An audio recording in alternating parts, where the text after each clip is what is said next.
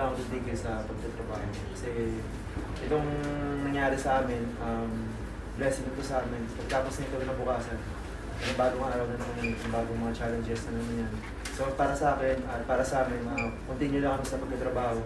Kaya sabi ko kanina na huwag kami makampante, huwag kami mag-relax. Kasi hindi naman ito yung pinaka-goal talaga naman. Coach, gano'n kalaking tulong si Norukan and Gani Steven sa pag-fail nung nawala sa front court nila, sila Lopez and QMB? Yes, I guess kanina, especially sa defensive end, laki na ibigay nila.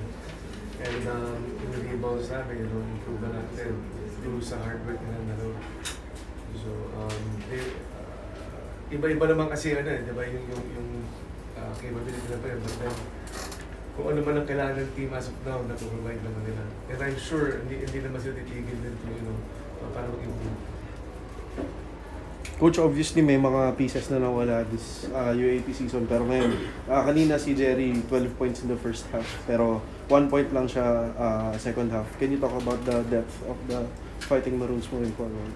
Siguro, I think kung naka-12 points si Jerry nung first half, maybe nataon lang na siya, sa kanya na ibigay yung sitwasyon ng opensa. Then, syempre, pag-abot naman sa takbo ng game, depende na lang kung ano yung ibigay sa atin. So, baka naman sa ibang kasama rin nila na nagbigay yung opportunity nila. Importante lang is, about sa kanila ready to be able to capitalize sa mga ganong klaseng opportunity. Okay, meron pa ba? Good, okay.